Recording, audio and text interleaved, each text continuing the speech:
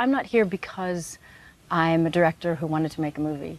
I'm here because 17 years ago I came to this country and fell in love with its people and learned about its history, and in doing so realized how little I actually knew in my early 20s about the world. And so this country for me has been was my awakening, and my son changed my life. Becoming a Cambodian family changed my life.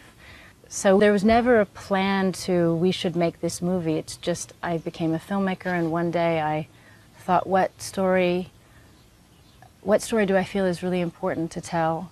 And I felt that this war that happened 40 years ago and what happened to these people was not properly understood.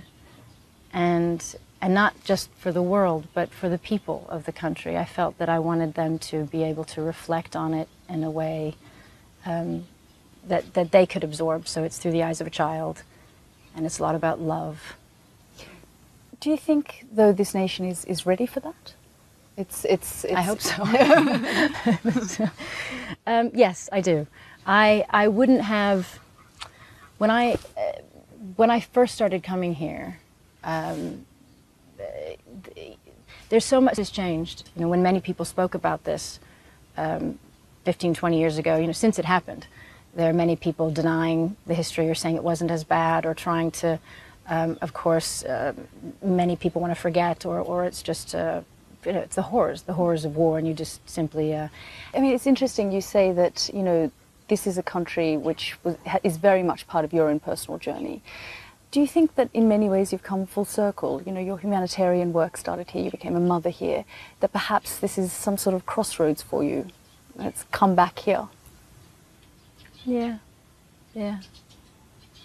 I'll always be very grateful to this country.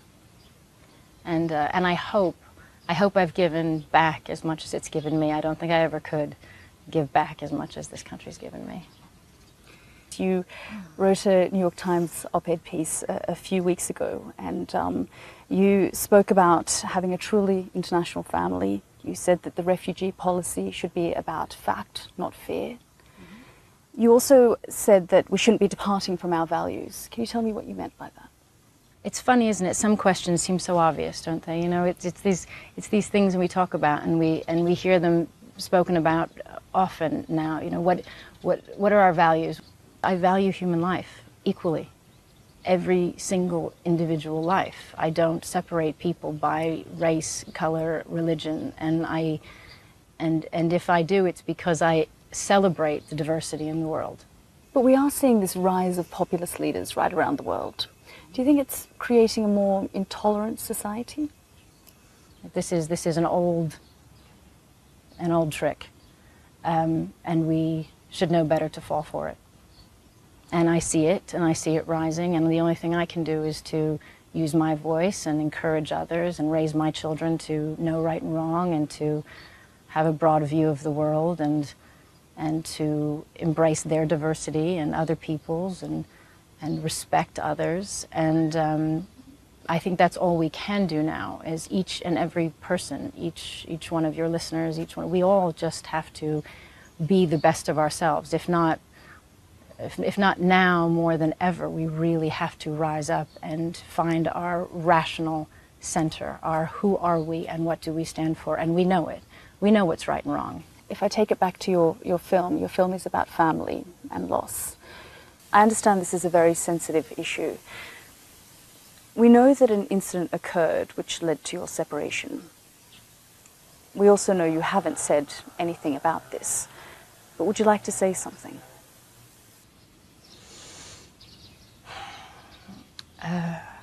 Only that I don't want to say very much about that, except to say it was a very difficult time, and we are a family, and we will always be a family, and we will get through this time and hopefully be a stronger family for it. But can I ask how you're coping?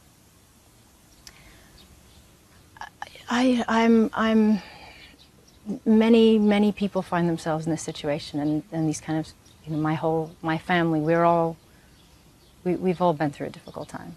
You know, it's not, my focus is my children, our children, and it is, and my focus is finding this way through. And as I said, we are and forever will be a family. And so that is how I'm coping. I'm coping with finding a way through to make sure that this somehow makes us stronger and closer. This film is a combination of passions, filmmaking as an art, your humanitarian work. In, say, 5 years' time, where would you like to see yourself? Where do you think you'll be? 5 years' time.